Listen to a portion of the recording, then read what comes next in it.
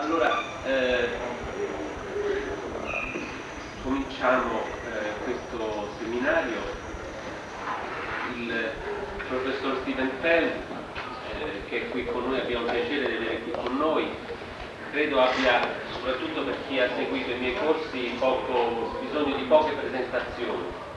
È un antropologo della musica che da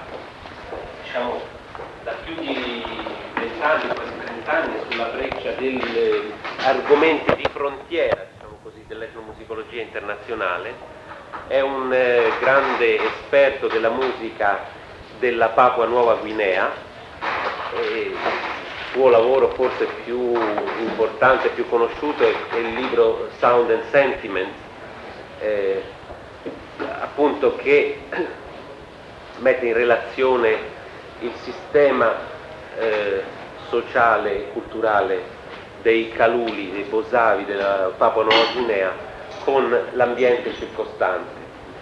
E sono anche pionieristiche le sue ricerche nel rapporto fra le musiche tradizionali e il mondo della commercializzazione di queste musiche attraverso la world music, e da qualche tempo si sta anche occupando di musica in Europa, soprattutto del suono delle campane, in una prospettiva che è da un lato di ricerca nel rapporto fra i suoni e il concetto di tempo e di spazio, e dall'altro anche di una produzione, diciamo, di tipo compositivo con questi suoni attraverso una serie di CD di cui credo ci parlerà oggi, appunto dedicati The Time of Bells, il tempo delle campane, in cui appunto propone una serie di immagini sonore di indubbia suggestione e ricchezza. Il tema della sua conferenza di oggi è il tema che ha anche trattato durante il seminario che abbiamo tenuto alla Fondazione Cini nella settimana scorsa, sugli spazi sonori della musica, e il titolo è Sound and the Sense of Place, il suono e il senso dello spazio. Il professor Feld naturalmente parlerà in inglese. Per chi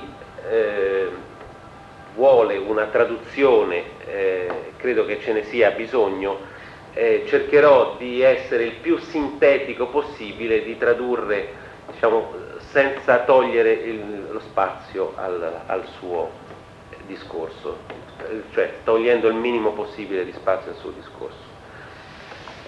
Quindi gli do il benvenuto e la parola, grazie. It's a great pleasure to be here. I want to thank Giovanni and other faculty friends for the invitation and the tremendous generosity and hospitality of this visit.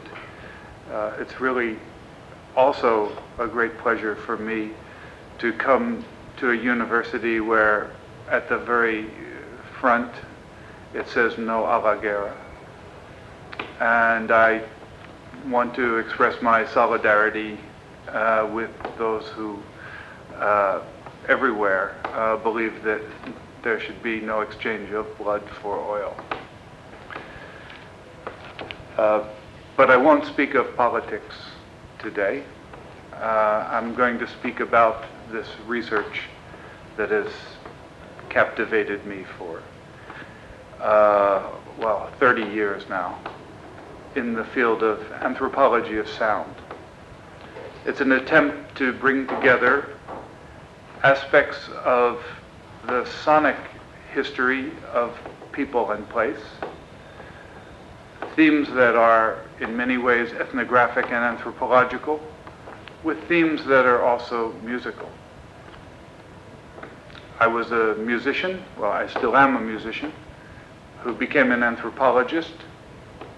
I seek always to find a bridge, to find a point of contact in all of my work between the concerns of anthropology, the concerns of human history, and the concerns of music, the concerns of the history of sound. And today, in order to minimize the difficulty, which is mine, unfortunately I don't speak Italian, to minimize that difficulty, even with the excellent translation help of Giovanni, I propose that we listen to a number of things together, and I will discuss them. And I'm very interested in your ideas and response. And please, let's not be formal. If anything is not clear, just stop me and ask, or we just speak here in a much more informal way, okay? Allora, innanzitutto i ringraziamenti di rito e soprattutto il fatto che è molto contento di venire a parlare in un luogo dove all'entrata c'è scritto no alla guerra, e esprime tutta la sua solidarietà a chi pensa che non si debba essere uno scambio di sangue per petrolio. Comunque diciamo, non è venuto qui per parlare di politica, ma diciamo, è da 30 anni ormai che si occupa di un campo che definirebbe come antropologia del suono.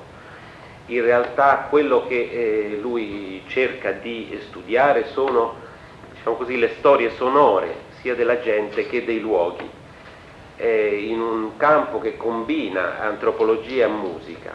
Lui stesso è un musicista che è divenuto antropologo e nel suo lavoro cerca sempre di combinare questi tre aspetti, che sono da un lato l'aspetto antropologico, quello della storia umana, e quella della musica, o meglio dei suoni. Per superare, anche cercare di ovviare le barriere linguistiche, dice che oggi proporrà di ascoltare assieme un certo numero di esempi e poi anche di discuterne assieme, compreso anche le vostre diciamo, domande e reazioni. Dice, invita a essere il meno formali possibile, se ci sono delle questioni, delle domande da porre, fatelo senza problemi in qualsiasi momento.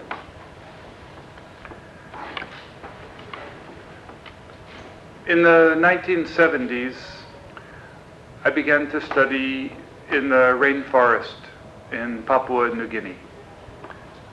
I was also very interested in rainforest locales in Central Africa, in the Amazon, and in Southeast Asia. So why rainforests?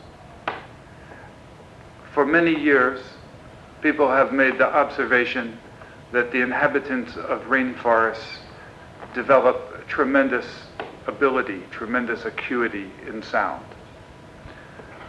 In the rainforest, one typically does not see more than 1 meter directly in front, and the height of the forest can typically be 30 or 40 meters. In this kind of visually thick, dense environment, what are the consequences for sound? What is the importance of sound as a way of knowing the world in an environment like this? And if sound is important for survival, what are the possible implications for language, for poetry, for vocal music, or for instrumental signals or instrumental music? It was questions like these that motivated me. I was a student in the late 1960s of a famous British anthropologist named Colin Turnbull, who made a book that I believe is translated in Italian, Yes. The Forest People. Yes. One of perhaps the most famous anthropology books of the 60s. He was an anthropologist but also a musician, and he encouraged me to develop a series of questions about the significance of music and sound in a rainforest. And that was the background to this work that I began to do in the mid-1970s in Papua New Guinea. Negli anni 70 ho cominciato a occuparmi della foresta pluviale, diciamo non solo in Papua Nuova Guinea ma anche nell'Africa centrale, Amazzonia, al sud-est asiatico. E perché proprio la foresta pluviale? Perché le popolazioni che abitano questo ambiente sono rinomate per delle loro particolari abilità, capacità riguardo al suono. Nella foresta pluviale non si vede a più di 1 metro di distanza e la foresta si sviluppa in altezza fino a 30-40 metri. Quindi quali sono le conseguenze sul suono di questo ambiente? E l'ipotesi se il suono è importante per sopravvivere, quali sono le implicazioni di ciò sullo sviluppo della poesia, del canto, anche della stessa musica strumentale. Diciamo, queste sono le domande che hanno guidato la sua ricerca. Dice, negli anni 60 era studente di un antropologo che si chiama Colin Turnbull, che ha scritto un libro, The Forest People, la gente della foresta, e lui è uno dei importanti antropologhi, era anche musicista e lo ha spinto a occuparsi di queste questioni del significato della musica, del suono all'interno della foresta pluviale.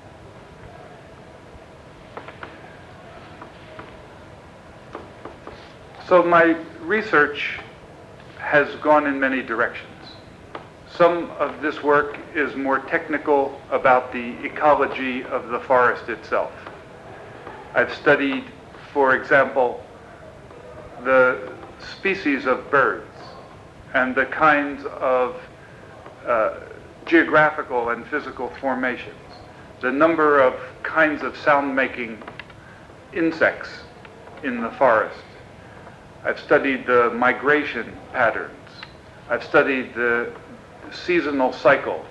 I've studied many technical aspects of the environment, but I've also studied the standard things of an anthropologist or ethnomusicologist, the genre and style of music, the aspects of performance, the nature of poetry, the patterns of singing, the relation to gender and different kinds of social groups. So many typical anthropological and ethnomusicological themes have interested me, but what is perhaps most different about this work is I always address those themes in relation to the environment itself, to the physical environment. The environment is not just a background. The environment itself has a musical, creative relationship to everything that is going on in the forest. In this way, I'm studying the environment and the people as an ecological relationship. The social relationships are also ecological. And because this is such a complex thing, and because it's difficult to write and to speak about many of these things, sound is my primary document in the research. And that's why I want to move quickly to listening with you to this place, because it's only through listening together that I can begin to articulate this set of questions. Ho condotto la mia ricerca in molte direzioni, innanzitutto sull'ecologia, il sistema ecologico della foresta pluviale in sé. Ha fatto delle ricerche ornitologiche sulle specie di uccelli, ha classificato gli insetti produttori di suono, il rapporto con i cicli stagionali e così via.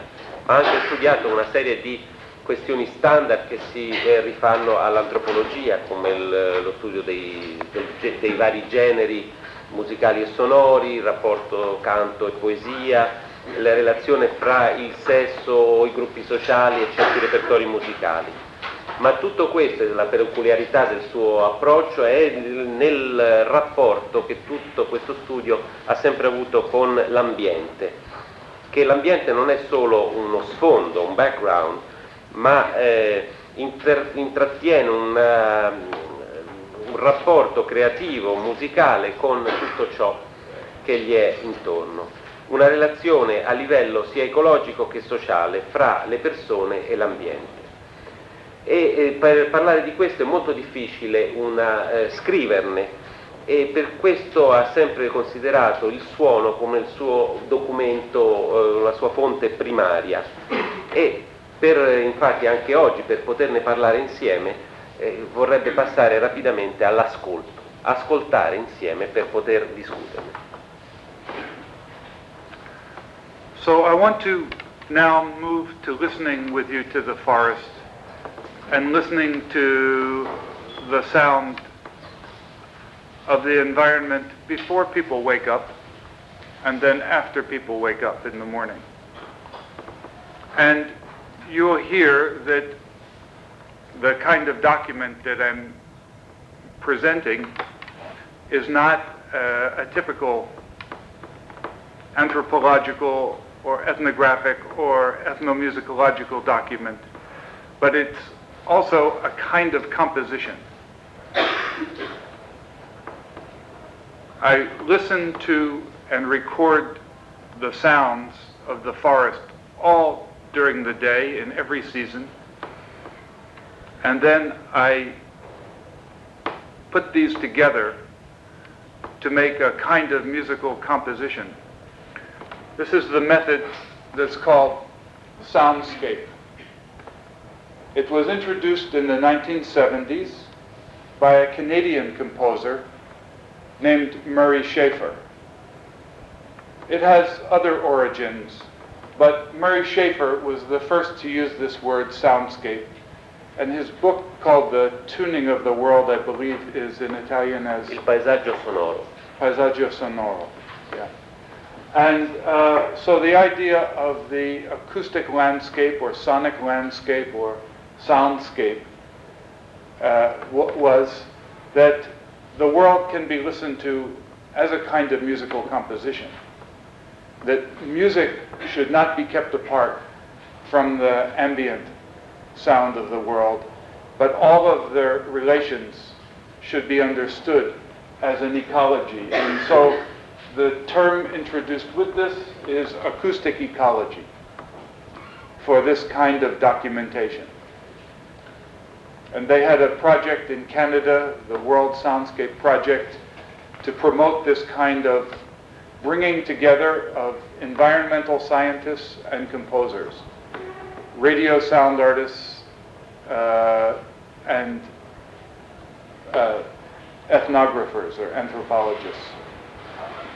And this was also an important influence for me in the 1970s, soundscape and acoustic ecology. So I'll let Giovanni explain that, and then I want to listen with you to the rainforest in the very early morning, and then what happens when the people wake up. Una cosa che ho fatto per molto tempo è quello di ascoltare i suoni della foresta, i suoni dell'ambiente della foresta pluviale. Per esempio potremmo ascoltare adesso i suoni prima che la gente si svegli e dopo che la gente si è svegliata. Vi renderete conto che questo non è un tipo di documentazione tipicamente antropologica o etnomusicologica o etnografica, un documento di questo tipo, ma oltre a questo è anche una sorta di composizione musicale. E lui ha fatto dei rilevamenti sonori di questo tipo lungo tutte le ore del giorno, nelle diverse stagioni. E questo si rifà anche a una corrente di pensiero che è quella che va sotto il nome di soundscape, paesaggio sonoro, che si è sviluppata negli anni 70 appunto con il lavoro di questo compositore Murray Schafer, e il suo libro The Tuning of the World è stato pubblicato dalla collana Le Sfere della Unicopli Ricordi, in italiano col titolo di Paesaggio sonoro.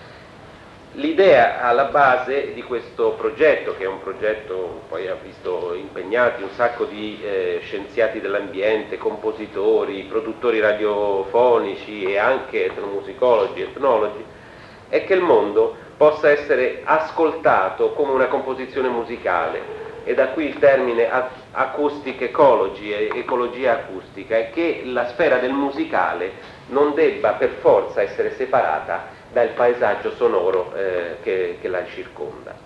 E quindi diciamo adesso vorrebbe farci sentire Before Wake Up, il suono della foresta fluviale prima del risveglio. So we begin before dawn, and then we'll go until dawn when people go into the forest and begin to work.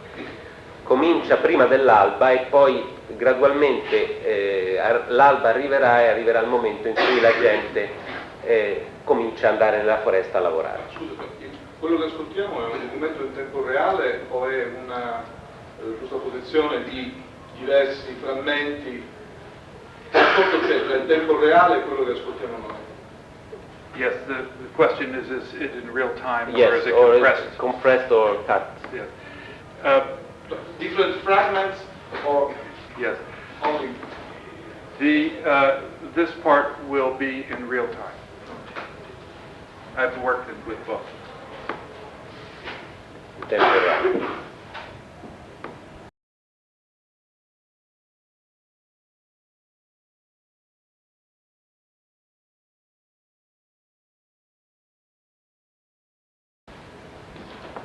I suspect you have some observations about the relationship between the world of the forest and the sound making of the people who live there. What are your observations? Immagino che abbiate delle osservazioni rispetto al suono della foresta pluviale e il rapporto che questa ha con i suoni prodotti dalla gente che ci vive dentro. Che tipo di osservazioni avete?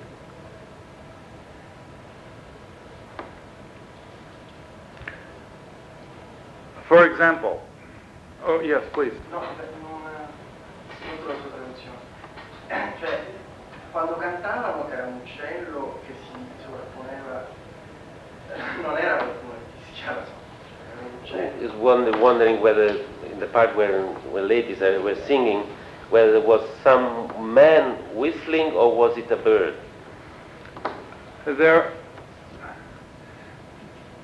The family is in the forest, and it's a mother, 2 daughters, and a son. And the mother is playing, laughing with the children, and she begins with a stone axe to work. The daughter follows her, and then the son,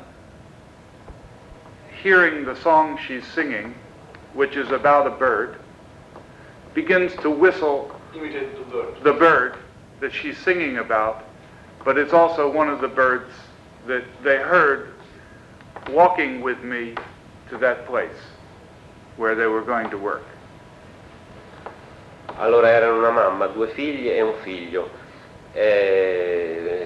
All'inizio la mamma così rideva con i bambini e poi a un certo punto comincia con un'ascia di pietra a battere e una figlia la segue, cioè lavora con lei. Intanto il figlio, sentendo il canto della madre, che era a proposito di un uccello che avevano ascoltato camminando con lui per arrivare lì, fischia imitando il suono di quell'uccello. Quindi non c'è nessuna soluzione di continuità tra il paesaggio sonoro naturale e quello che loro fanno? Loro percepiscono perché all'ascolto, così ascoltando il disco, sembra che sia tutta una cosa, cioè il paesaggio sonoro e il canto siano eseguiti proprio assieme da due gruppi, per esempio, che sono eseguiti da musica. Per loro come percepiscono il paesaggio sonoro, il rapporto al loro canto? Saying, listening to the example, there is no divide between the soundscape and what they were singing and what they were doing. It's like there were two channels of a unity of the same thing. How do they perceive this relationship? This is the most important question. This is the basic question. Because my point is that the history of singing or poetry or music must also be a history of listening. That to be in the world, one has to know the world. And to be inspired by the world or to interact with the world, one has to constantly be in awareness of place and space and time and history. And the one thing that's evident here and in all of the music that I've recorded there for 25 years is that you never hear unison. Unison does not exist in nature. Everything in nature is overlapping, alternating, and interlocking. Everything is cyclic. Layers. Sound falling on top of other sounds. Like the forest itself. And in singing, in all of the genres of music, of all the styles of music, all the performance, ritual, work, everyday, leisure, informal, formal, it's always the same. No unison. Everything has echoes. Everything has overlaps. Everything has alternations. Everything interlocks in some way. And this is a very critical idea locally. In fact, it's named. It's the most important musical idea. They call it Dulugu Gamelan. Dulugu is the verb for lift up, over. Gamelan is the verb for sounding. Oh? Sounding, to make the sound. Gamelan is always in the linguistic durative and habitual aspect. It's continuous. The time of sounding and the space of lifting up over. Why? It's the natural condition of the forest.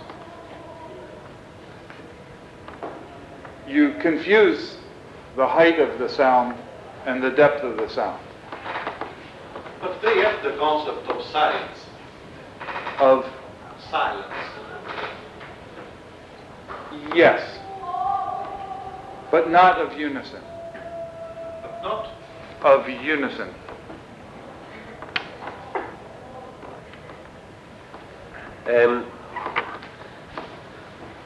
Dice che questa è una domanda cruciale perché per lui la storia del canto, della poesia e della musica deve per forza anche essere una storia dell'ascolto. Cioè, per essere ispirati e per interagire con l'ambiente circostante, sonoro circostante, bisogna essere consapevoli dello spazio, del tempo e della storia. È una caratteristica di questo tipo di musica, mai si ascolterà dell'unisono. Nella natura non esiste l'unisono, abbiamo l'overlap, la sovrapposizione, l'alternanza l'interlocking, che vuol dire, diciamo, l'incastro, no? di due o più eventi, elementi, strutture cicliche in stratificazioni, come è del resto nella foresta. E nel cantare, sia canto rituale, canto di lavoro, canto di ogni giorno, canto anche di intrattenimento, sempre la stessa cosa, non c'è l'unisono, ci potrà essere l'eco, la sovrapposizione, l'alternanza e così via. E questa idea musicale è quella prevalente localmente, che è quella di lift up over sounding, cioè che in qualche maniera la musica è qualcosa che si eleva al di sopra del suono, con questo termine gamelan che implica il concetto di continuità nel tempo, di durata. Quindi il tempo del risuonare e lo spazio del salire sopra il suono, che è quello, diciamo così, dell'ambiente circostante, è proprio dato anche da questo fatto che nella foresta pluviale si confonde la profondità con l'altezza. There are many ways in which the importance of the forest expresses itself in musical terms. First, of course, all of the music that is being performed in some kind of concert with the forest itself. The forest is always sounding, it's never silent. You can't turn off the environment. It's not like putting on a headphone or moving to another room. It's always present. So the time of day, the time of season, the exact space of village or forest, the weather conditions, because it's always apparent in the level of hiss from the water. There's a way in which the forest puts itself into all music that's being made. One is always singing in some place in the forest. There's always some relation. So the first level is that all human sound making is taking place in concert with some kind of environmental sound making. And the second level is the level of inspiration. And this can be addressed a number of ways. In this place, there are stories about the origins of song in calls of birds. Critical to the origin of the pentatonic in the rainforest is the ability to distinguish two intervals, the major second and the minor third. It's very interesting, but the birds in the story of the origin of song all have the alternation of these two intervals in their calls. This is not just in this one place, but also generally in New Guinea. So we begin to see that there is a relationship between how people listen and then what they make of it. And then there's other kinds of inspiration. The birds are not just birds. The birds are the spirits of the dead. So there's a cosmological relationship to the forest, not just a natural one. It goes on from here. So the first level of influence is the simultaneous influence, forest sounding and people sounding. The second level of influence is the content of the forest and the way the content of the sounds impresses itself in the aspects of the organization. Water is said to flow like, song is said to flow like water. So ideas about birds, ideas about water. The structure of the song is modeled on the structure of a tree. A tree has branch, a tree has a trunk, so the refrain is the trunk, and the branch is the verse of the song. So this whole second level is about inspiration, models that move back and forth between the human world and the natural world. Allora, l'importanza della foresta che si esprime in forme musicali. Allora ci sono due livelli principali. Uno è che la musica suona in concerto con la foresta sempre, nel senso che, voglio dire, non è come la radio che uno la foresta a un certo punto la spenge. Quindi la foresta suona diversa a seconda delle stagioni, a seconda dei giorni, delle ore del giorno e anche a seconda del tempo atmosferico, per la pioggia e così via. Quindi tutti i suoni umani sono prodotti in concerto con l'ambiente. E quindi il livello della simultaneità. E poi c'è un altro livello che è quello dell'ispirazione. Ad esempio le storie che riguardano i miti, che riguardano l'origine dei canti in rapporto ai richiami degli uccelli, alle grida degli uccelli. E qua lui fa riferimento all'origine della scala pentatonica, che viene riportata a due intervalli, che sono quelli alla base della scala pentatonica, la seconda maggiore e la terza minore, che vengono appunto ricondotti alle grida degli uccelli, che hanno un'alternanza nella quale usano questi due intervalli. Questo non è solo tra i Bosavi dove lui ha lavorato, ma in tutta la Nuova Guinea. Ma poi c'è un altro livello anche di ispirazione a livello cosmologico, diciamo in rapporto con la foresta, in cui gli uccelli sono ritenuti essere gli spiriti delle persone morte o degli antenati. È tutto un continuo rimando fra l'ambiente naturale e l'ispirazione musicale. Per esempio i canti si fa una metafora per cui si dice che scorrono come l'acqua, oppure ci sono delle strutture dei canti che vengono modellate sulla struttura di un albero, con il ritornello che è il tronco e i vari versi che vengono considerati come i rami. So these two levels, the level of the simultaneity and the level of inspiration, are consistently brought together in performance, because people are singing with birds, with water, with insects. They're singing like birds, like water, like insects. There are ways in which the history of hearing becomes the history of music.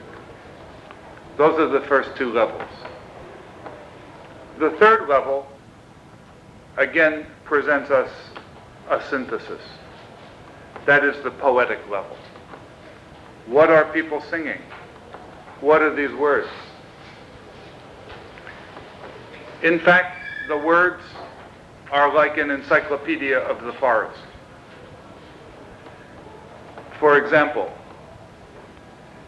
in the 25 years of work, I recorded about 1,000 songs. And in the poetic transcriptions, we can discover approximately 7,000 names of places. Songs are maps. They start out where you are and they take you someplace in the forest. Or they start someplace far away and bring you back to literally where you sing. And these maps are not technical maps like map of a road. They're biographical maps. They're about the relationship of people and families to those places. Everybody is known by this set of places the places where they work, the places where they visit, the places where they go, the places where they came from.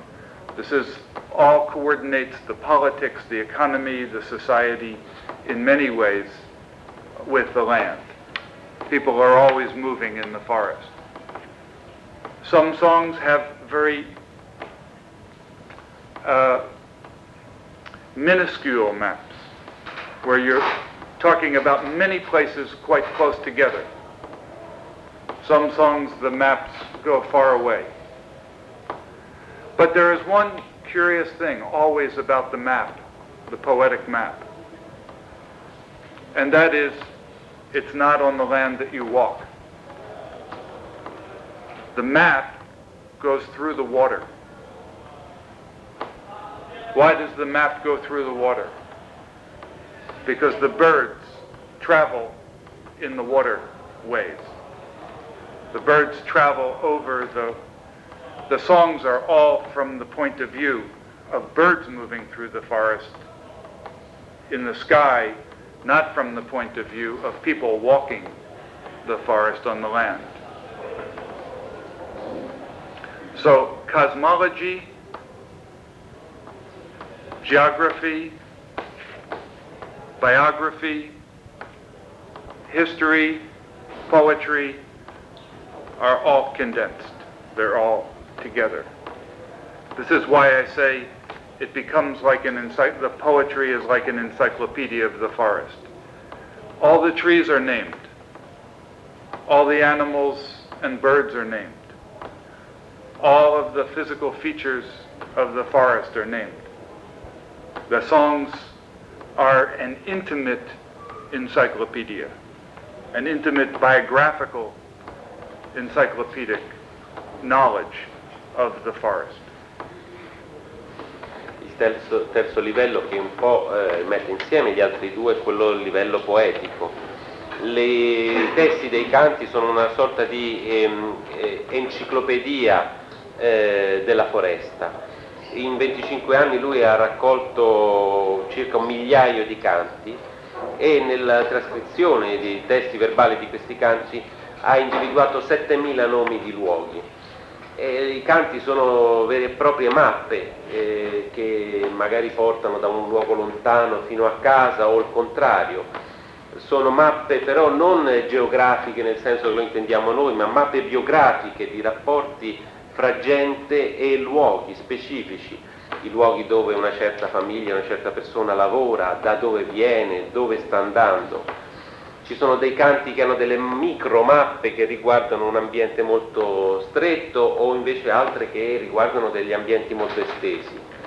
E una cosa curiosa è che queste mappe in realtà non si riferiscono alla terra dove la gente cammina, ma le mappe si riferiscono alle strade percorse dall'acqua, perché gli uccelli si muovono in questo modo nella foresta, non si muovono tanto nell'intreccio delle piante, ma seguono i corsi d'acqua.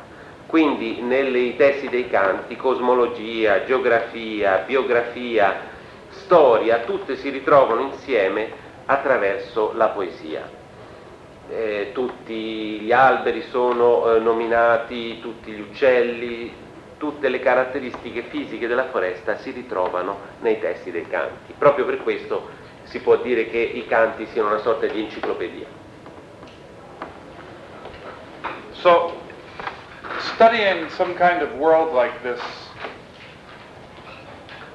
I started with this term anthropology of sound for what I did, and then I was inspired by soundscape and acoustic ecology, and then I invented 2 words of my own to try to explain what I'm doing.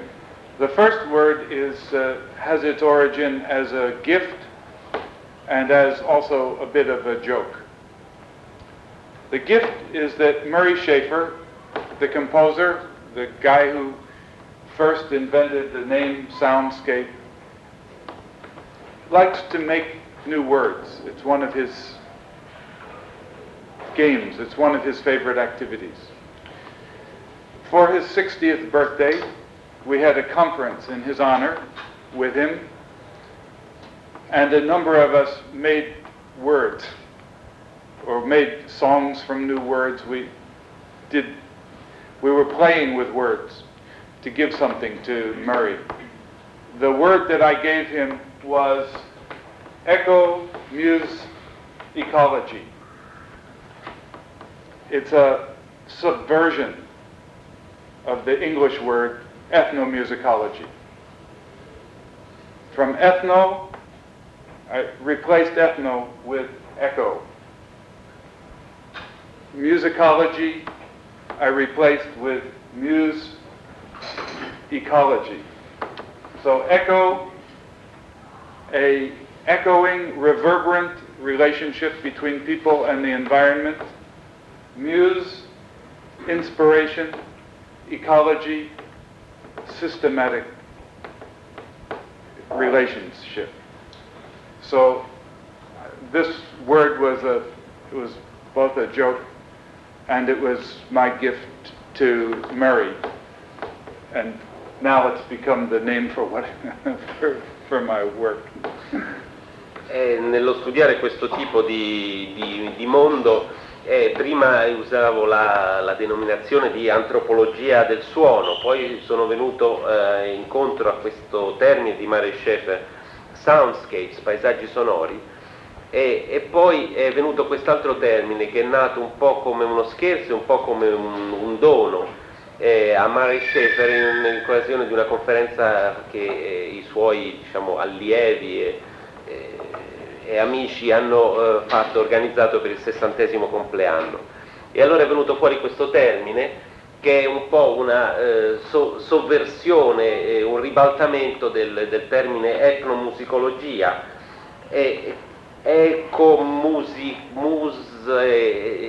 ecologia.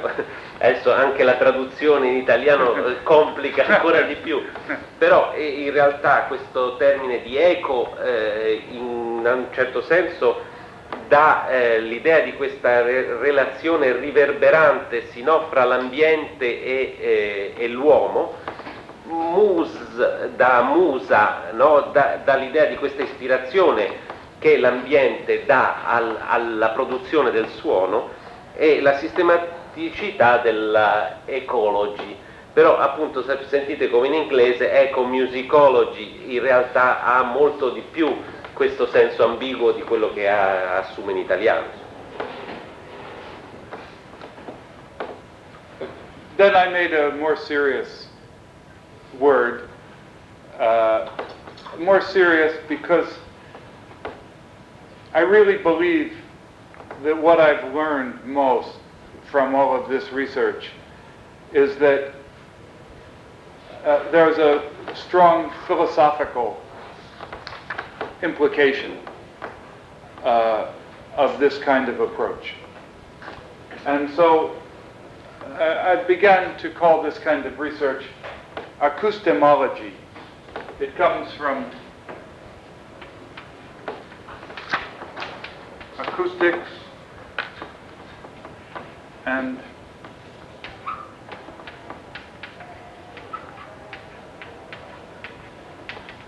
epistemology. Epistemologia, right? You can say. But the idea is that sound is a way of knowing. Sound is a system of knowledge. Often we are not just studying music. We're not just studying oral tradition. We're not just studying acoustic space. We're not just studying poetry. We're studying sound as a way of knowing the world. What is sound as a foundation for being in the world? What is sound as a sense of place? That sound puts people in place. That's an epistemological question, a question about knowledge, the theory of knowledge. So can we bring together the study of acoustics and the study of epistemology? That's what I'm asking. And I call it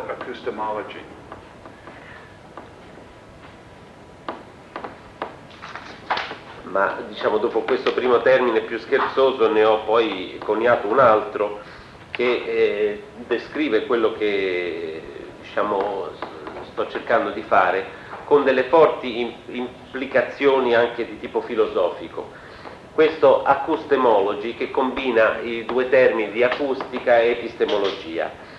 Infatti il suono è un sistema di conoscenza e noi di solito non stiamo semplicemente studiando la tradizione orale, la poesia, i sistemi musicali, ma ci occupiamo in realtà del suono come un fondamento per l'esserci in questo mondo. Il suono mette le persone in un determinato luogo, in un determinato spazio. E quindi la mia ipotesi è quella che si possa studiare in maniera combinata l'acustica con il senso della conoscenza del dove e perché siamo. I'm not going to say any more about the rainforest. I just want to tell you that I will send all the materials that I've written and recorded so that you can listen and read. Some are technical, some are not so technical. And if you want to write to me, Giovanni will have my email. I'd be happy to answer any questions about this today or later. I've done 3 kinds of documentation. Each is quite different, but each one is an attempt to show something different about this world. The first is perhaps the more standard kind of ethnomusicological documentation. These are 3 CDs recorded over 25 years, 2, in some cases 3 generations of singers and musicians from the rainforest. The youngest generation, which now plays guitars and sings these songs of the forest with guitars inventing a completely new music. The generation of their parents, who were my first teachers, singing with birds, singing with water, singing with insects, singing the songs that are maps of the forest. Featuring a woman named Ulahi and her family, who you heard, one of my most important teachers. And then a 3rd CD of just the ritual music, which is now largely past. So ritual music, the music of the forest, and the music of the new generation. This is the more standard kind of ethnomusicological document. And then there are 2 others that are less orthodox. We heard the beginning of this one called Voices of the Rainforest. This is 24 hours of the rainforest in 1 hour. It's a day in the forest. So you hear every kind of sound of the forest, including 70 kinds of birds. 70 different species of birds. And also you hear ritual music, everyday forest music, work music, leisure. So you move through the forest over a day with this family. So it's not a standard kind of ethnomusicological documentation, but a kind of soundscape composition.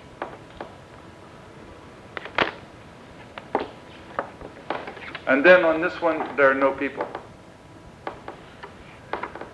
which is very strange.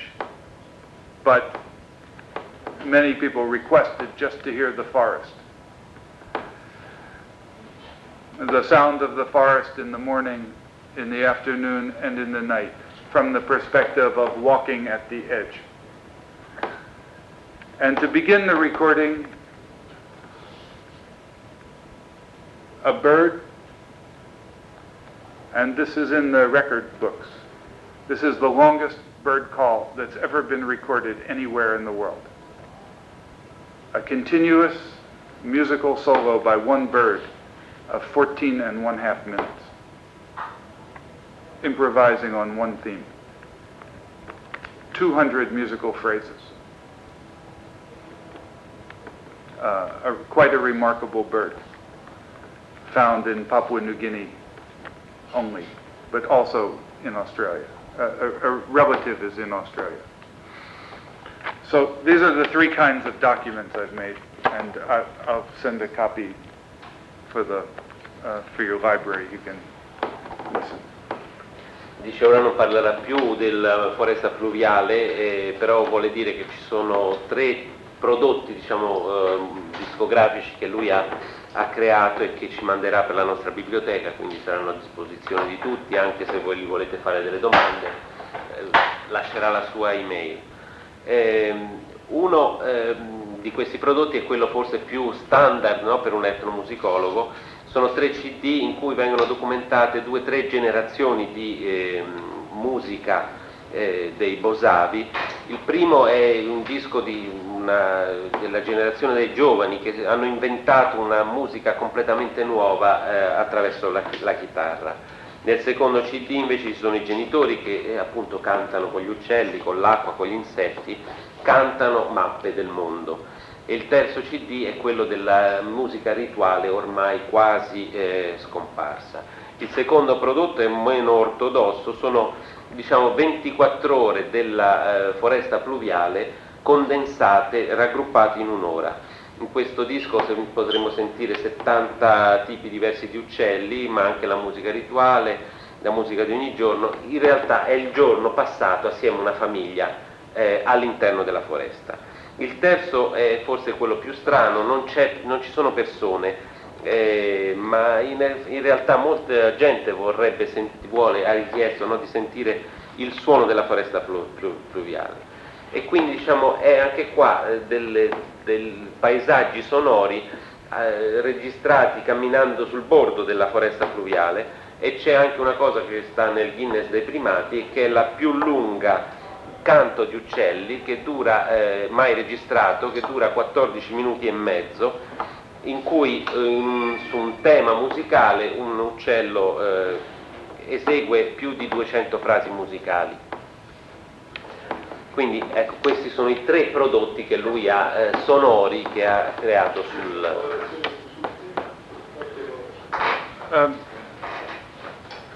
L'uccello sta ancora lì, non se ne frega nessuno.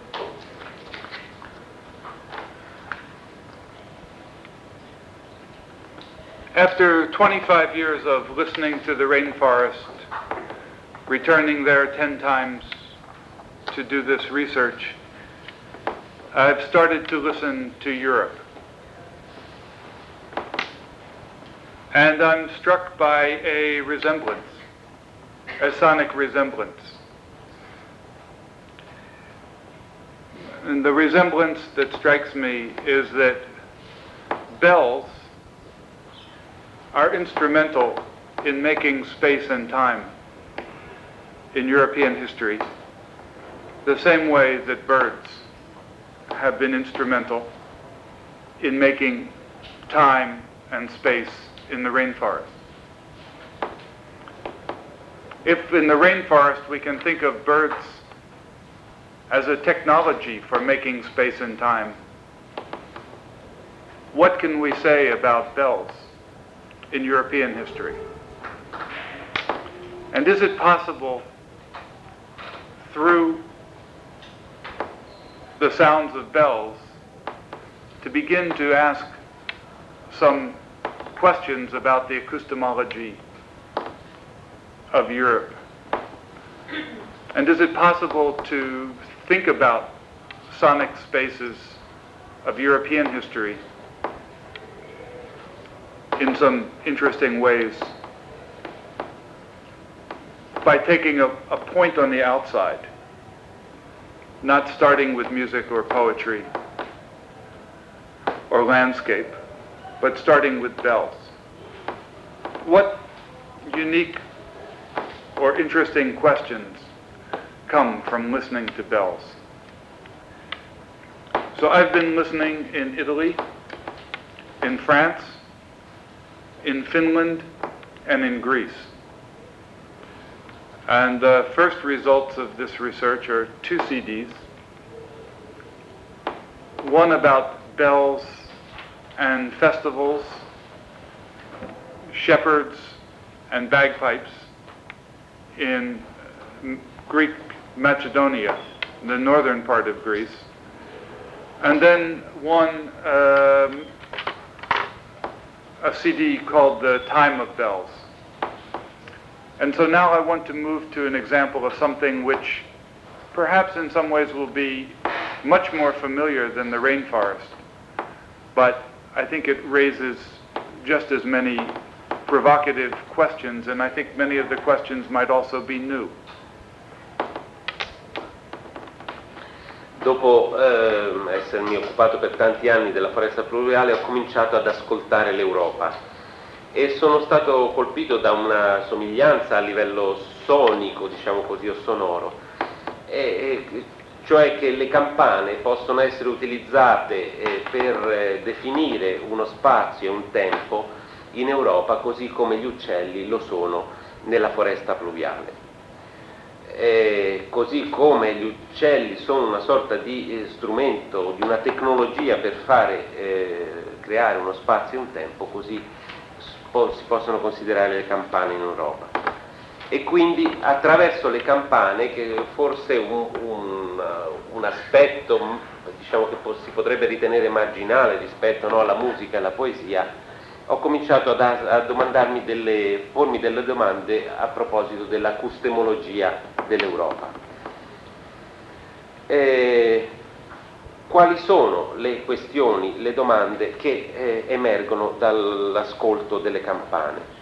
E ho cominciato producendo 2 CD, la prima su campane, festival, pastori e zampogne nella Macedonia greca, nel nord della Grecia, e un secondo che ho chiamato The Time of Bells, il tempo delle campane, con dei suoni che forse vi saranno molto più familiari di quelli della foresta pluviale, ma che lo stesso pongono un insieme di questioni rilevanti. So I propose that we listen to just a little bit from The Time of Bells and then we just have a general conversation.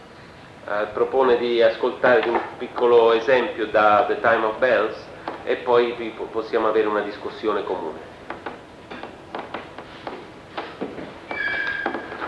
Do you have a suggestion for which one? I love the Garfagnana.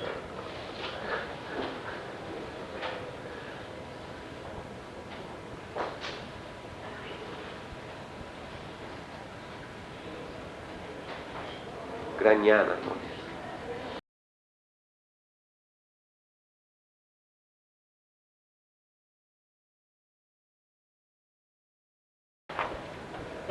I was walking with a shepherd named Benito Musetti in Gragnana, near Carrara in Tuscany, and he was walking his sheep. There are about 50, some with 1 bell, some with 2 bells, some with 3 bells, to the place where they would stay for the night.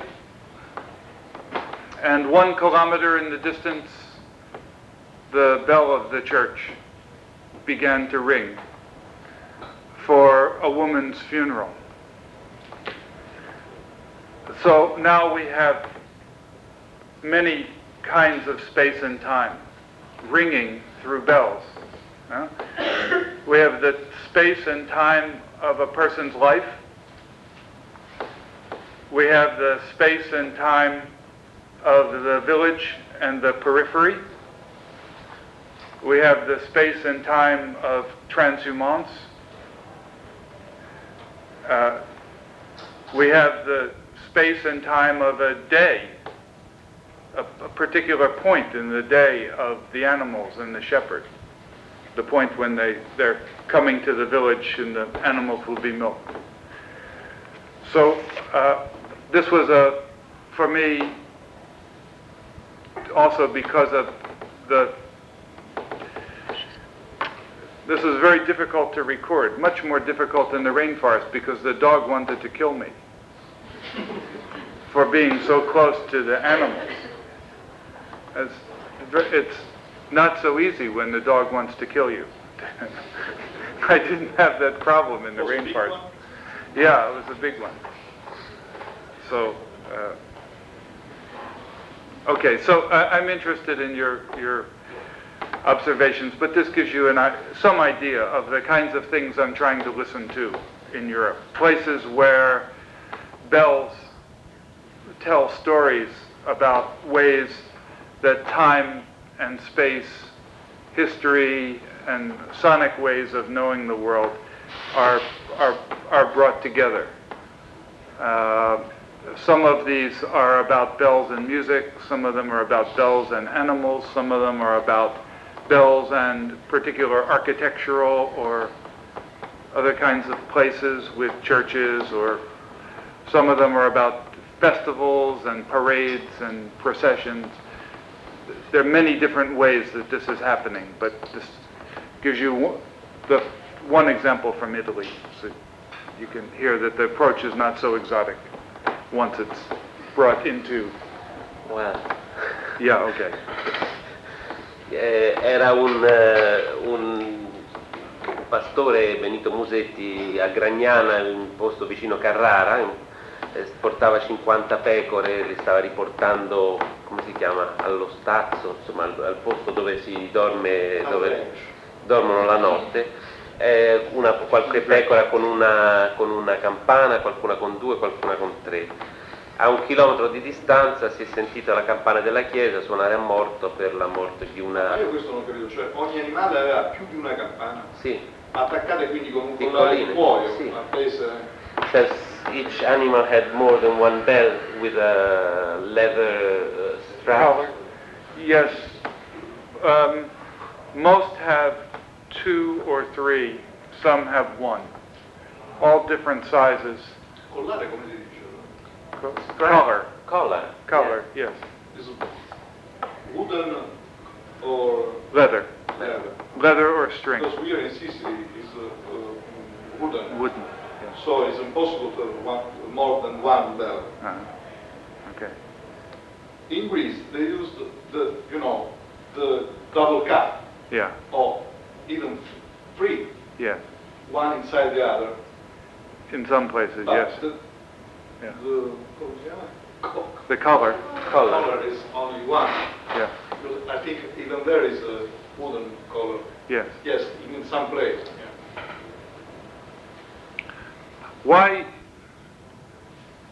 do shepherds pay so much attention to the number of bells or the kind of collar or the way each animal must have its own voice? Why this attention to the voice of the different animals? Dice perché i pastori dedicano così tanta attenzione alla voce dei differenti animali, se debbano avere 1, 2, 3 campane, di che tipo, di che dimensione, quale accordatura e così via. I mean, what does sound tell us about the history of the domestication of animals and transhumance? Cosa ci dice il suono a proposito della storia della domesticazione degli animali e della transumanza? And the answer is everything, and I agree. And the reason why I agree is that when I play examples like this for colleagues in Europe, everybody does precisely as you have done, which is point out how it's different in every place. Whether the collar is wood, whether there is one bell, whether the bells are inside the bells, whether the bells are of local manufacture, whether the bells are being brought from some other place and dented or changed a little bit. How, and then you see, well, this requires a lot of social attention in every place. To make it different in every place. This is one way that sonic geography is made, both internally, in specific places, and then in the relation of different shepherds, and then in regions, and then according to the transhumance in different places and different environments. Sound is extraordinarily important to how we understand the history of movement through the commons, through the space of the country. La risposta, come ha detto Sergio, è diciamo tutto, ci dicono tutto.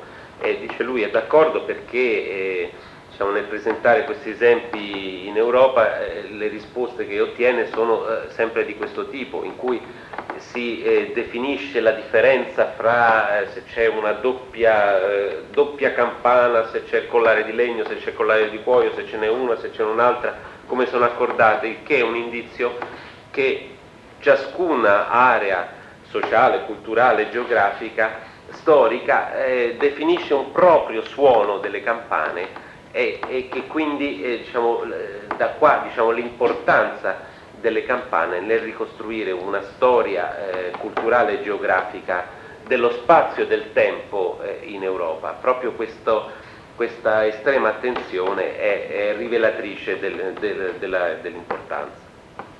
Nothing about bells is generic.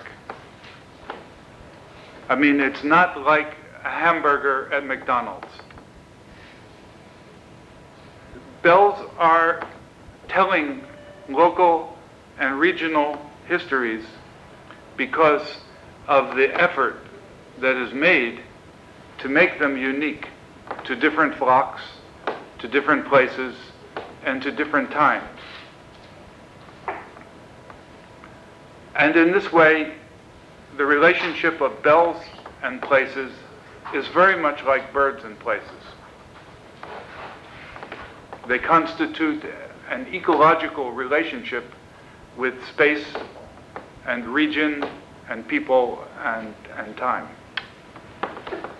Niente a proposito delle campane, quando si parla delle campane è generico, non è come un hamburger di McDonald's. C'è uno sforzo, un'attenzione particolare a renderle un fenomeno unico. In questo senso le campane possono essere considerate in Europa un po' come gli uccelli nella foresta pluviale, cioè con una relazione molto stretta di tipo ecologico con i luoghi. One question that I have is that you are establishing this relationship that is very convincing, but with the bird's call, you are also establishing another relation with the musical system. We're talking about pentatonic and so on. Do you think that there is such a possibility for what we are witnessing here in Europe, or? Well, I think that the foundation, the fundamental relation of birds to music in the rainforest is different than bells to music in Europe. But I think that bells are both a musical instrument and a spatial signal. And that we might, in Europe, be thinking that bells are more signal and less music, but we have to study the whole situation. I mean, the situation that relates carillon to the history of manufacture and tuning, to distinct relations of bells and musical instruments, like bell and double reed or bell and bagpipe, to bells and distinct religious festivals and processions and vocal music.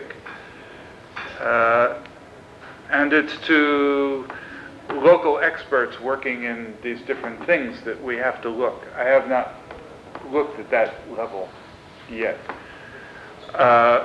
What I'm doing now is trying to come from maybe a somewhat, use my perspective from the outside, or use my perspective from the rainforest to suggest some questions, some possibilities, some additional conversations or approaches that I can have together with European colleagues who are experts on history of use, manufacture, and local traditions here in different regions and places. Gli avevo chiesto se, diciamo, c'è questa connessione che lui stabilisce fra il canto degli uccelli e il senso dello spazio, no? Della posizione, del tempo all'interno della foresta pluviale, che riporta anche alle campane per quanto riguarda l'Europa. Ma l'altra connessione che lui stabiliva era, vi ricordate quando parlava di scala pentatonica, fra un sistema musicale e il canto degli uccelli, che sembrava molto coerente nella foresta pluviale. Allora gli ho chiesto se riteneva che fosse possibile un'ipotesi del genere anche per quanto riguarda l'Europa, fra il sistema musicale nostro e le campane. E lui dice che le campane sono sia uno strumento musicale che un segnale sonoro spaziale, e forse in Europa è questa seconda funzione che è prevalente. Però bisognerebbe guardare al fenomeno nella sua totalità anche in una prospettiva storica e pensare ai carillon di campane, al modo in cui vengono accordate e fabbricate le campane, alla relazione fra i festival religiosi, le musiche rituali e il suono delle campane, e poi fare una valutazione, ma naturalmente questo bisogna farlo con esperti, diciamo, locali di questi fenomeni in Europa. Lui, diciamo, che sta fornendo come delle sorta di suggestioni di qualcuno che viene dall'esterno e nota, diciamo, delle forti somiglianze tra certi fenomeni che lui ha studiato e questi altri, però è una questione che va sicuramente approfondita. Qua c'è il riferimento che fa Antonello sulla corrispondenza tra l'introduzione dei campanacci e i suoni della zampogna a Mesoraca, yes. che potrebbe Yes. essere Yes. Yes. Let me just say that Antonello Ricci has made the point in Mesoraca with his CD and study that the correspondence between the sound of the bagpipes and the sound of bells, and that there is also with the bells male and female, Yes. which is also important in Basilicata in Campanaccio, with the organization, and so both in places where bells are played in more organized ways or less, we have some interesting themes to compare. And I also discovered very similar things in Greece. Bagpipes and double reeds as outdoor instruments and bells as outdoor sounds with unique spatial abilities. I think this is a very interesting comparison to pursue, to look at all the aspects of this. Antonello's work points out that certain bells are compared to drones and others it's compared to the melodic, the higher bells to the melodic content of the bagpipe, and the lower one to the drone. And there's a very similar thing in Greece, even though the Greek bagpipes are not with double reed and not with double chanter and don't have the complexity of Zampogna in Italy. So these themes are very interesting to pursue. I agree completely. Allora c'era Sergio che diceva, faceva riferimento a quel lavoro di Antonello Ricci che era anche nei testi di esame, Ascoltare il mondo, in cui viene fatto un paragone molto esplicito nella cultura dei pastori di Mesoraca in Calabria fra l'accordatura e il ruolo, anche la funzione musicale di alcune campane e delle diverse canne della zampogna, oltre che nell'accordatura. E lui appunto conosce questo lavoro e dice che in effetti anche il rapporto fra campane maschio e femmina, quindi questo dualismo che anche questo si riproduce nella Zampogna e così via, sono sicuramente degli aspetti, degli aspetti, e che poi si ritrovano anche in Basilicata, sono sicuramente degli aspetti da approfondire, Nella Zampogna nei flauti doppi e nei doppi clarinetti, sì, c'è la canna maschera femminile, anche alla Zampogna, però almeno in Sicilia è meno diffuso. ma si trova anche, lui dice, anche se in maniera meno estesa e meno complessa di quanto lo sia la Zampogna in Italia, anche in Grecia, in Macedonia. Quindi sono sicuramente degli aspetti da approfondire, su cui ancora riflettere. C'era Fatima che... Sì, intanto mi scuso perché sono arrivata in ritardo e non ho potuto ascoltare il tempo.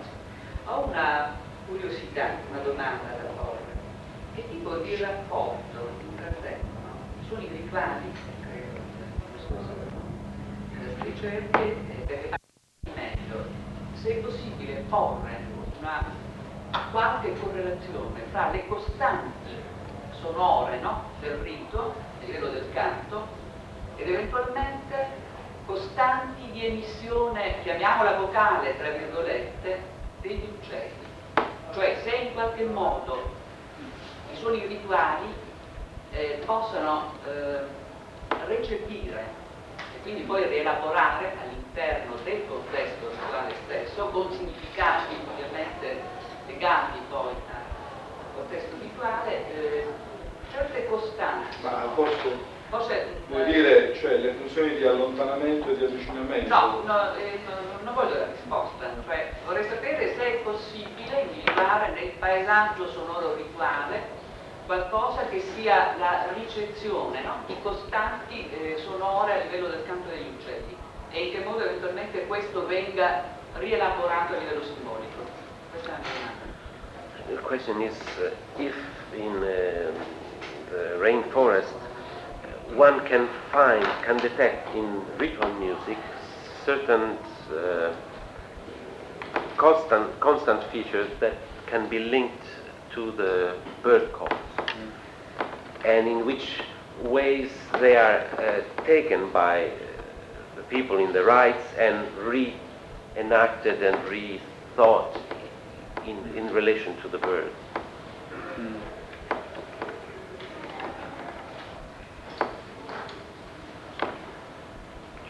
The ritual music of the rainforest consists of two types.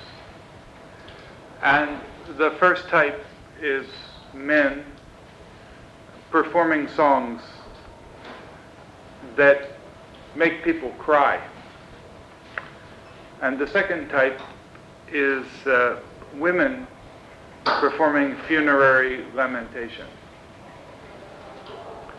And in both cases, the idea is for the voice to become like a bird. Why? Because both lamentation and song relate to the notion that of transformation. Ritual is about transformation, and this transformation from person, human, to bird, and life and death are the main themes in ritual. So ritual vocalization treats the subject of transformation, and birds are the most important symbol of transformation, life, death. And the life-death transformation is symbolized by the relation of crying and singing. So the lamentation is supposed to begin as a crying, which becomes a kind of song. And the ritual of the men is supposed to begin as a kind of singing, which then makes people cry. So crying, singing, life, death, and birds are the constant symbolic provocation. Nella foresta rituale fluviale ci sono due tipi di riti. Uno sono gli uomini che cantano per fare piangere, diciamo così. Il secondo sono invece i lamenti funebri delle donne. E in entrambi i casi in realtà c'è una tendenza della voce a divenire uccello, perché il rituale è visto come una sorta di trasformazione e come una sorta di comunicazione, e quindi fra l'uomo e l'uccello abbiamo visto che l'uccello ha queste connotazioni anche, no, legate al mondo degli antenati, tra la vita e la morte, quindi anche. E quindi diciamo, questo aspetto della trasformazione in realtà è quello fondamentale nel caso degli uomini, che inizia con un canto che porta al pianto; nel caso delle donne è un pianto, la lamentazione, che si trasforma in canto. Quindi c'è questo legame molto stretto. Tra il pianto e il canto, mi sembra. Sì, tra il pianto e il canto, fra l'uomo e l'uccello, fra la vita e la morte.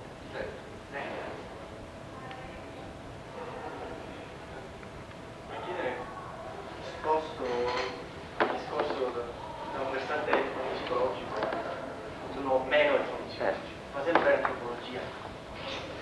No, l'osservazione sull'assenza dell'unisono nel mondo della foresta pluviale mi ha fatto pensare, diciamo, a un fatto, un compositore di cui io mi occupo ultimamente, Giacinto Scelsi.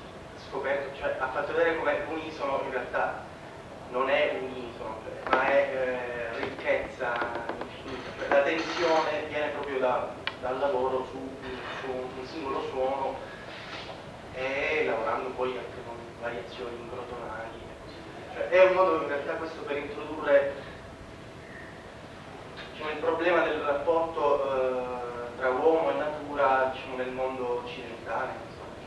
Cioè, la musica, quantomeno nell'età moderna, si è sempre in qualche modo, spesso, rapportata alla natura, cioè dalla morfologia musicale dell'Ottocento che vede, diciamo, i principi di costruzione del pezzo musicale, così come questi principi sono gli stessi, quelli di un organismo vivente, alle riflessioni del secondo Novecento, laddove si indaga invece il suono, cioè la materia. Penso appunto a Scelsi o Gerard Griset, che ha investigato il suono e attraverso appunto analisi spettrografica del suono ha ricostruito, cioè ha costruito delle composizioni. Normalmente di composizioni si tratta, non di semplici ricostruzioni allargando il tempo. Però c'è questa interazione in qualche modo con la natura, laddove però la natura diventa questa volta il suono, la materia sonora da indagare.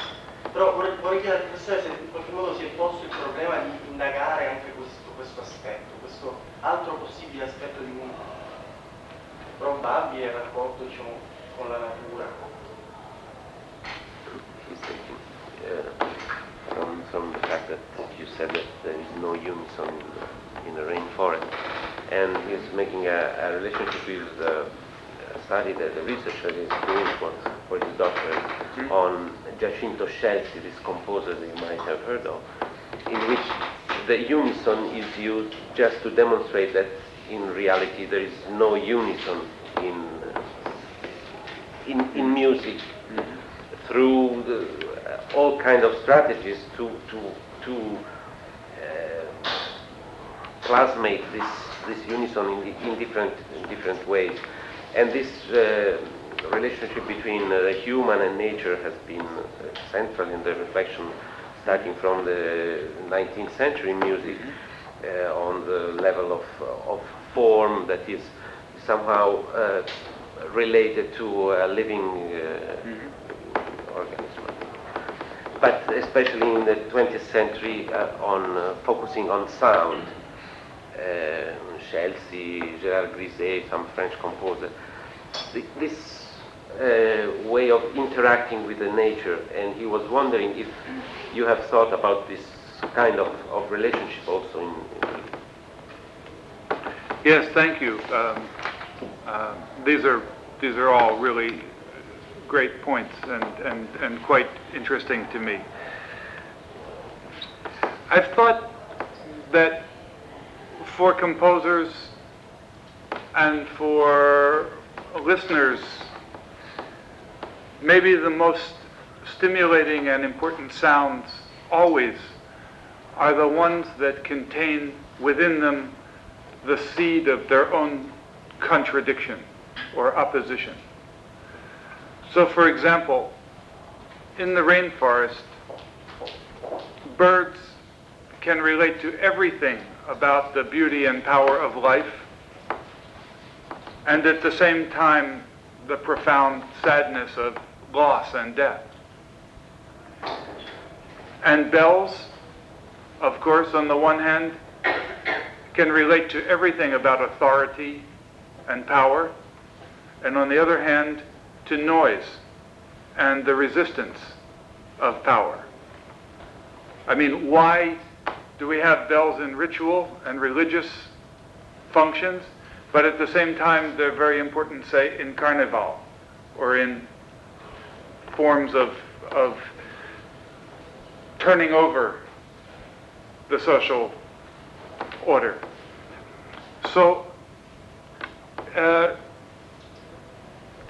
the ability of sounds and sonic material to simultaneously have multiple possibilities, to open us up to many possibilities.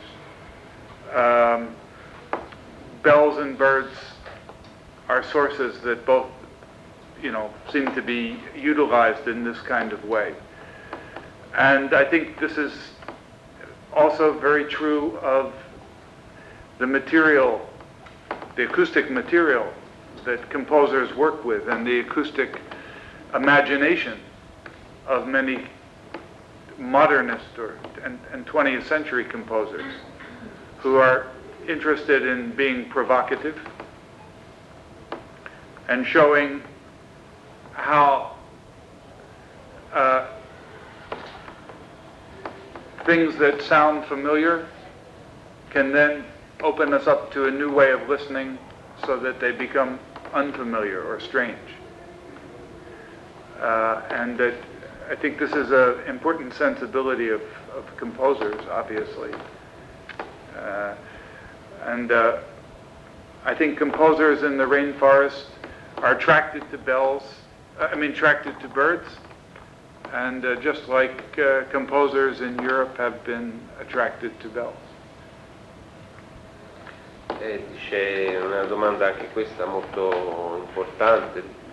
Secondo lui, per i compositori e anche per gli ascoltatori, i suoni più interessanti sono quelli che contengono al loro interno il seme della loro contraddizione, diciamo così, della loro diversità.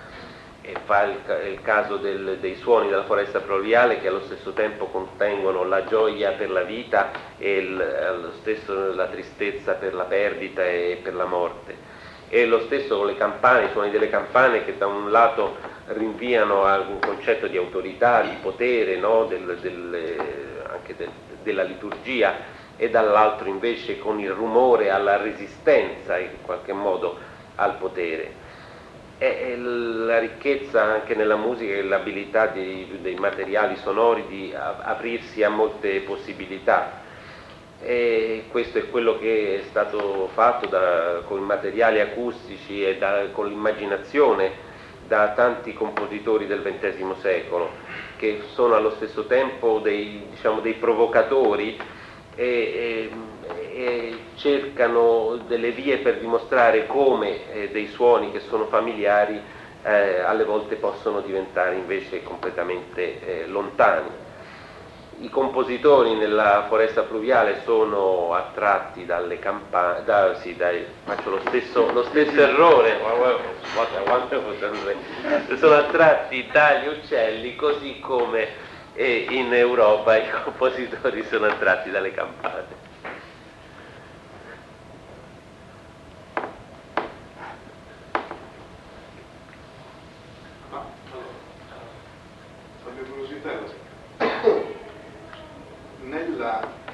Nei processi di imitazione c'è una riproduzione consapevole dei suoni che questi uccelli emettono in funzione di apertura e chiusura, di corteggiamento, aggressività. C'è una trasposizione di questo, o l'imitazione è più generica. Non so se è chiaro. Sì, ma puoi tradurre da solo. Posso tradurre da Sì. Ti ringrazio. In the imitation of the Papa, Yes. of the bird singing system, they reproduce the function of the sound of the bird, for instance, to attract or to respond. Sì, mating call or Yeah. reaction or aggressivity or whatever. They have consapevolezza. Awareness. Mhm. The people from Papua, they have awareness of these different nuances in the calls, or it's just a generic imitation of Yeah. a given bird stereotype call. This is an important issue.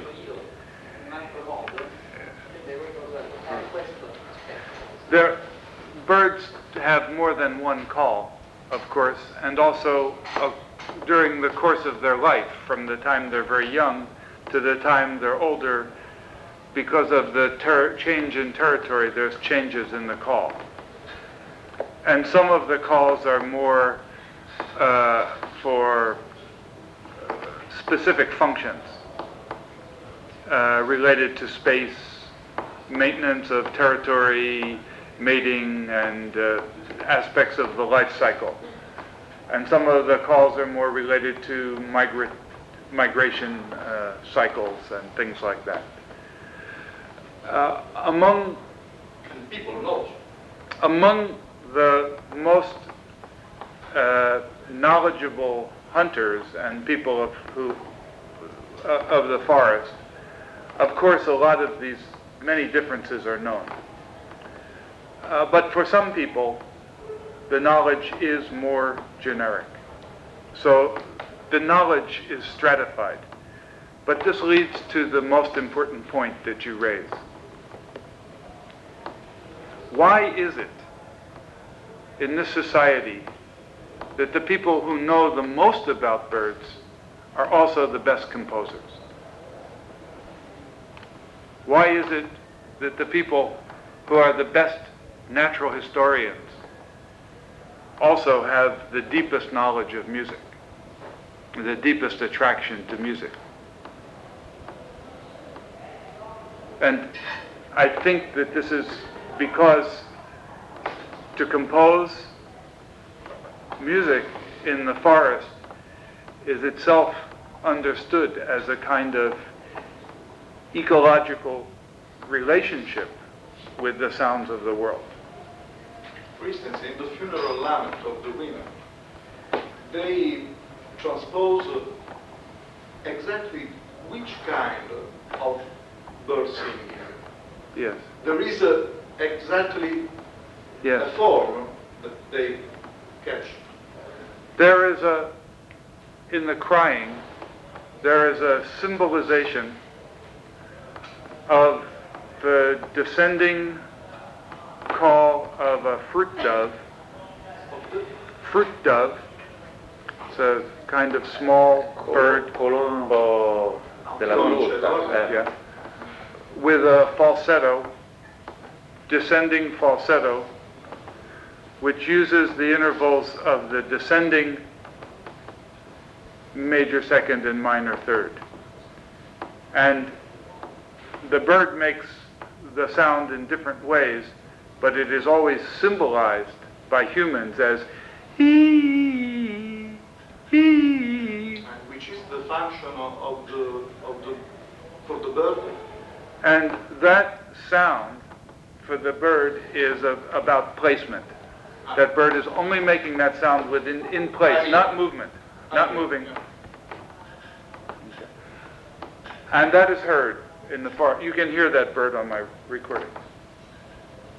And hee ooh hee ooh hee ooh hee ooh hee ooh hee ooh hee ooh hee ooh hee ooh. You can hear all those intervals there. Okay, takes place, there are actually 5 different birds which can, in this family, that contain those intervals in descent, in that alternation of major, second, minor, third. So that becomes codified, symbolized, like that. And this is the sound of crying. And so when the lamentation takes place, it always starts out with that, and then words are added in between the first 2 and the second 2 pitches. But this particular bird has a peculiar relation with death? No. No. But in the mythology, there and elsewhere, in Papua New Guinea, that sound is associated with sadness. Why? Because in the acoustic levels of the forest, it is one of the highest, and because the sound is always descending. Ok, questo lo introdurre perché questa è la chiave della questione, e anche della risposta. Allora, diciamo, gli uccelli hanno un sacco di differenti canti, cioè l'inglese calls, che è fra grida, richiami, canti e così via, e che cambiano con l'età. Ci sono specifici modi di cantare legati al ciclo della vita, al periodo della migrazione, alle stagioni e così via.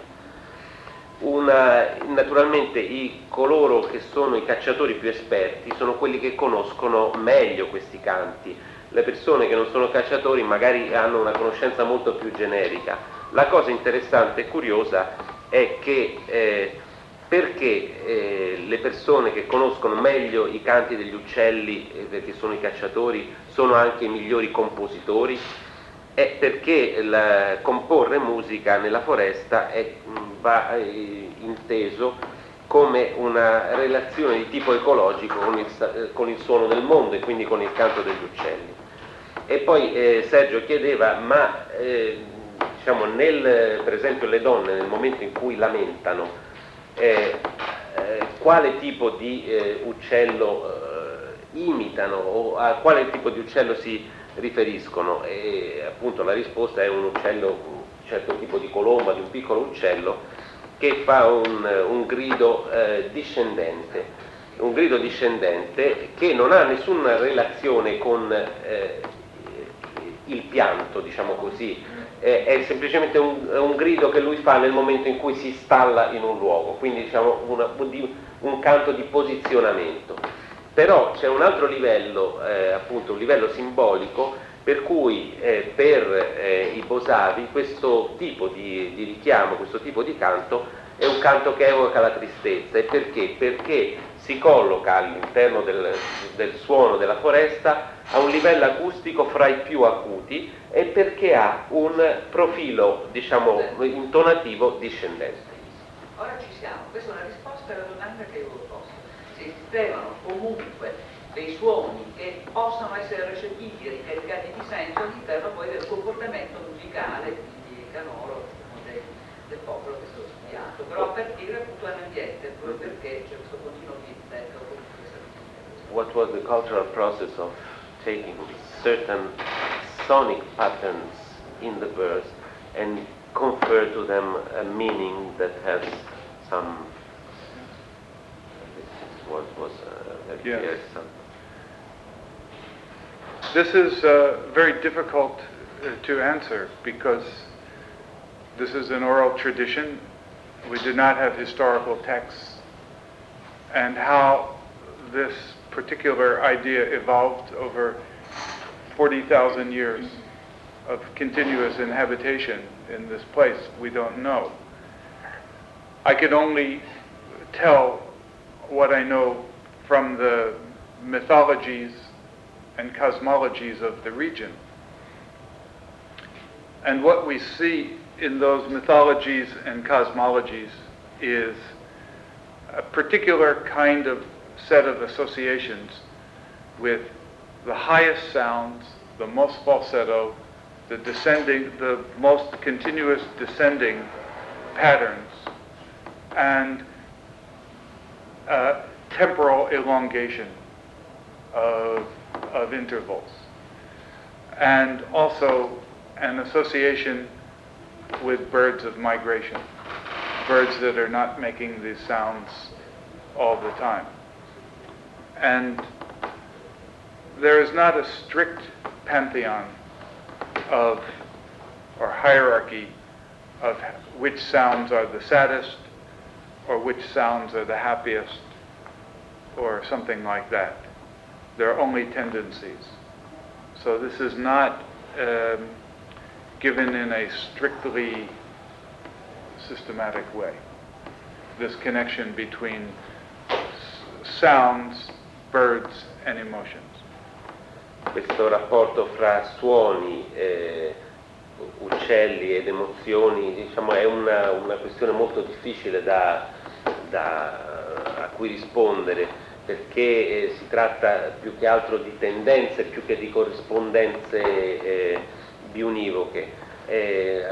Diciamo, conoscendo il sistema mitologico, la cosmologia, il pantheon dei Bosavi, è difficile poter dire quali sono i suoni più tristi, cioè le associazioni, no, con i canti che vengono ritenuti più tristi o più felici.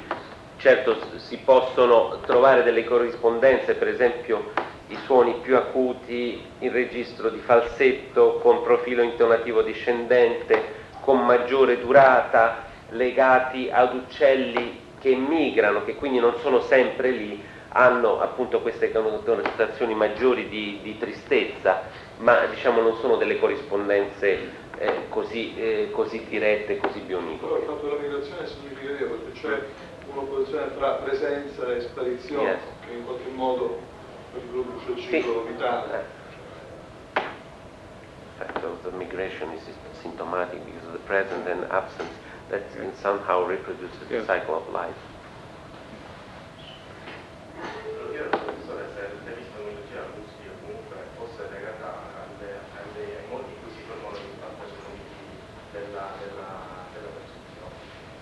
E in che modo poi nella nostra cultura così è possibile portare uno studio del genere? Perché comunque, non lo so, il suono delle campane anche, cioè, penso sia limitativo, abbia, non so, un aspetto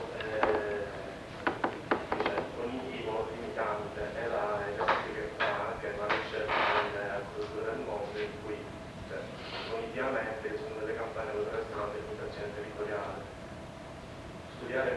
Fare questo tipo di studio al giorno d'oggi penso sia più un aspetto folclorico, perché comunque non è un suono che modella i nostri parametri acustici. Volevo sapere se il professore, dalle ricerche di Marescial, che comprendono anche gli aerei, la tonica della pensatura delle strumentazioni elettroniche, se erano venuti degli studi in questo senso, se era possibile fare. He's asking whether the acoustemology can be related and has something to do with the cognitive patterns of perception. This is the first part of the question, and the second one is whether, don't you think that dealing with bells in our society, in our culture, can be a sort of self-limiting attitude, since the place that bells occupy in our contemporary life is somehow limited, and he's referring to Mary Sheffer, that was his soundscape project was doing taking into account the sound of electronic amplifier over all the airplane passing by on the sky and so on. The first part, I think that acoustemology, of course, must be open to psychological perspectives and questions of perception, because after all, where does knowledge begin? It begins in the body. And what the body first knows is its orientation to place. We know about the world through our perceptual mechanism, which comes from the natural attitude of being in a body. So, of course, the perceptual patterns of hearing and how they interact with vision or tactility, and all of this is a relationship between the body and the world, which is constantly mediated by perception. So yes, I of course agree. We must attend to cognitive patterns of perception in any kind of approach like this.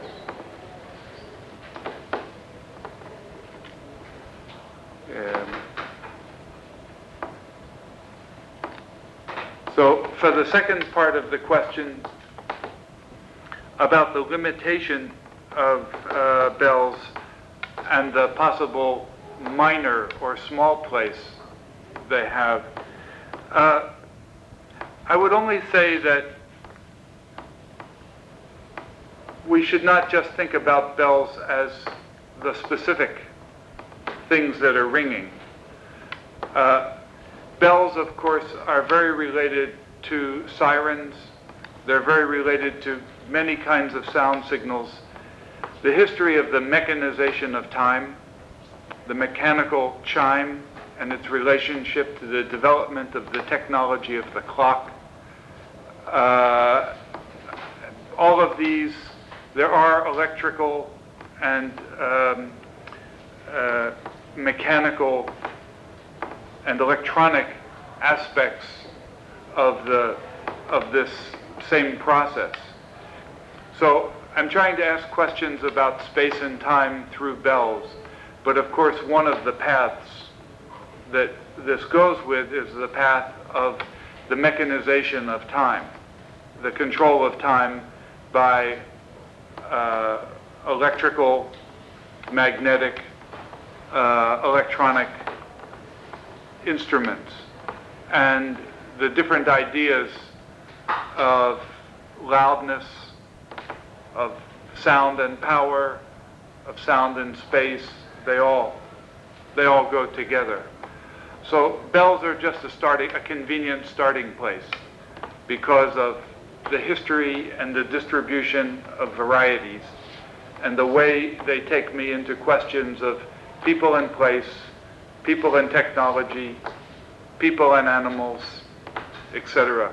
But of course, it also opens up the question of people and machinery, all kind of technology.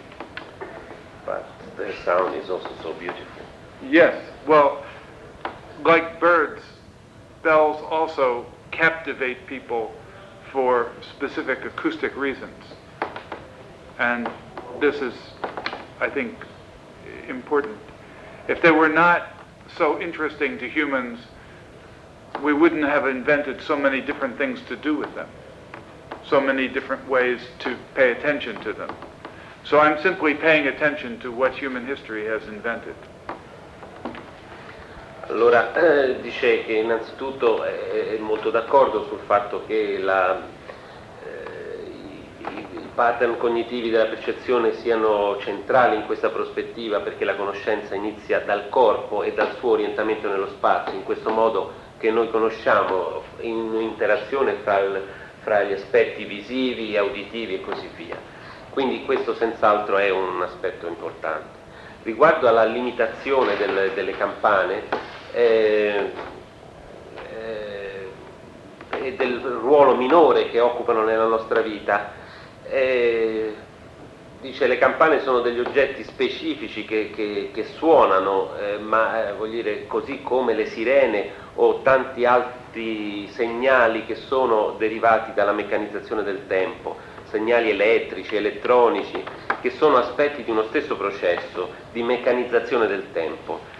Quindi il rapporto fra suono e potere, il rapporto sulla occupazione acustica attraverso l'intensità dello spazio, dice per questo le campane sono un punto di partenza conveniente, ma è ben consapevole di questo processo di meccanizzazione del segnale che è cruciale e centrale nella nostra vita. E poi io gli ho aggiunto, e poi le campane però hanno un bellissimo suono, che anche questo, voglio dire, non in questa prospettiva ma nell'altra, quella di una composizione di uno spazio sonoro, invece hanno una...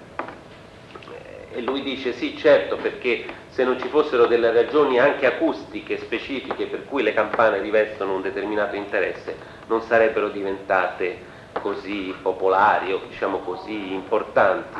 E mentre io facevo questa obiezione pensavo alle campane, diciamo così, a quella specie di carillon orribile che io sento tutte le mattine alle 8 meno un quarto a via Terrasanta, che suona canzoni, diciamo, canzoni religiose, che ecco, rispetto a un suono di una campana, cioè è chiaro che nella prospettiva che sta dicendo lui non ha nessuna rilevanza, no? Infatti era anche riportato, però non detto che il considerato della sinfonia, nel momento in cui la nostra funzione sonora è molto spesso legata alla registrazione sonora, in modo tale che il suono venga scisso dal mondo poi riprodotto, e poi nella nostra struttura percettiva che comunque impone da ultima verità, partendo dalla televisione, eccetera, eccetera, in che modo poteva affrontarsi un percorso acustemologico, in che modo poteva essere impostato, in ogni caso anche due parti, che è quello che mi interessa.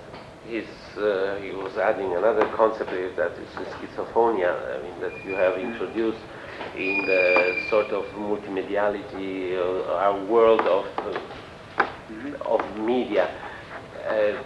That what he is interested in is to see how an acoustemological approach can be included in this kind of perspective, which is very different from the sounds that you have presented in your recordings. The ultimate... Il concetto che il professore ha introdotto con il concetto di littato o le sound, comunque penso che ora sia abbastanza metabolizzato dalla cultura musicale contemporanea, la world music per esempio. Questo cioè, come lato estetico. Poi cioè, quali sono i spazi per sperimentare, cioè, quali sono i spazi di studio, quali sono le università che hanno, non so, dei progetti, delle studio, anche quelli americani che comunque sono... He's adding further material. He says, on an aesthetical point of view, this concept of lift-up over sounding has been metabolized in a way, but he's also asking what are the places or the universities where one could study this kind of phenomena, not just on the American universities, but also elsewhere. Is there someone who is dealing with this kind of phenomena? Well, let me answer first the earlier part of the question. I think the ultimate marriage of the bell and schizophonia is the cellular phone. Il telefono cellulare. Why must everybody have a different sound on their telephone? Perché ognuno deve avere un diverso suono sul suo telefonino? I mean, do we think we are sheep? With each sheep with a different voice, like a bell?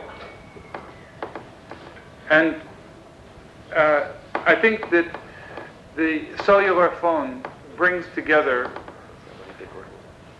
the question of the personality of the sound, and then the schizophonic, the separation of sound and source, but also now in the new mode of electrical transport, the idea that the bell is carried on and with the body. It mixes all of the characteristics of the alarm and the characteristics of being ultimately connected in space and time to things in which you have no spatial or immediate visual, tactile, spatial, temporal relationship.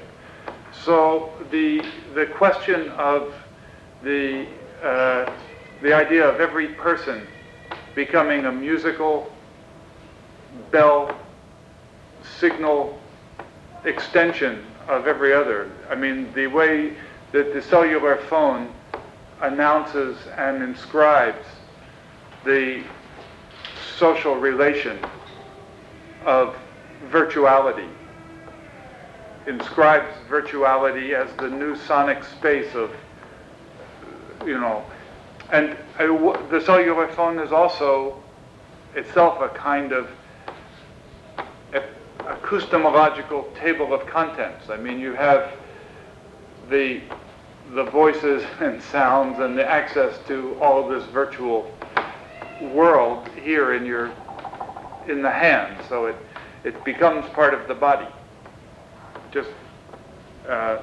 So I have a group of students who are studying this question of how cellular phones present a series of transformations of these tendencies. We must lock it? Yes. I just have one CD in there. Sì. So that maybe begins, thank you, maybe gives you a little bit of an idea of, and specific universities, I don't know, I can't answer. I know a number of people who write to me and say that they're very interested in these ideas and they use them, but there's no school which.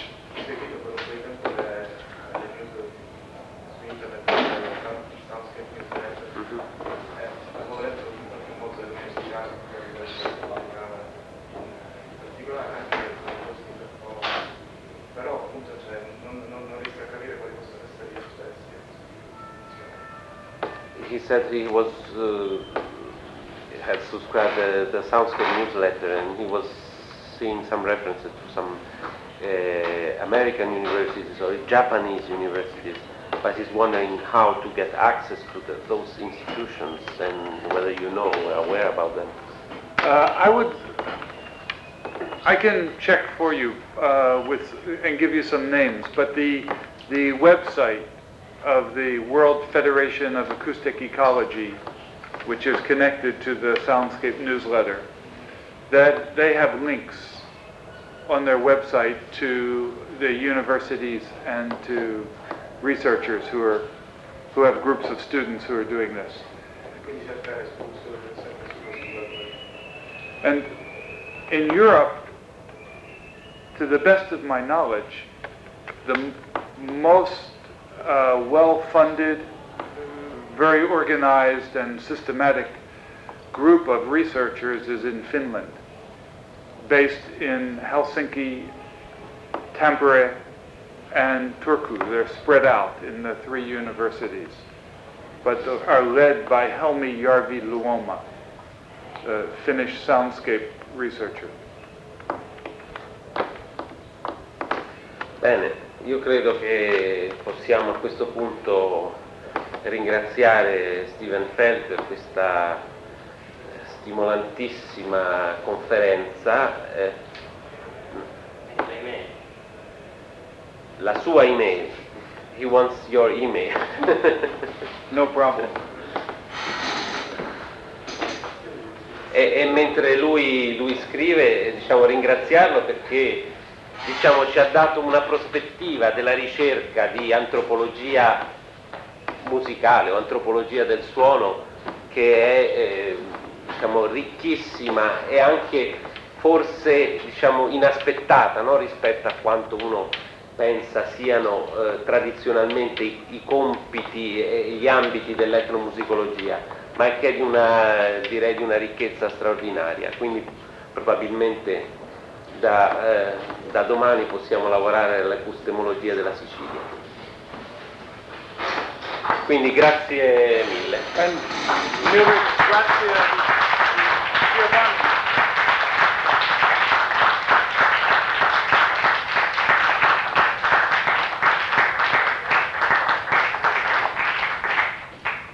I would be a very bad bird without his echo. Thank you.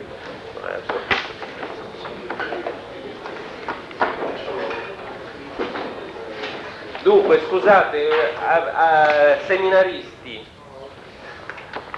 il seminario si riunirà di nuovo fra 3 settimane, cioè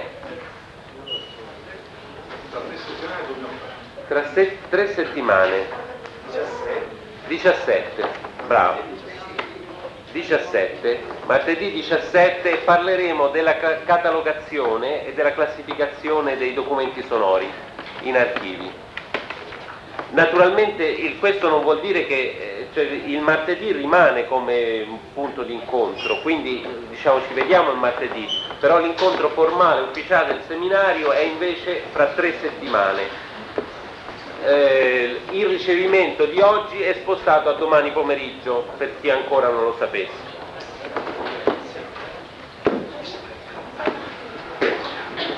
Thanks very much for making it intelligible. Yes, no, thank you for making intelligible to them some very important. Well, Arrivederci, ciao. buonasera, ciao. Ciao.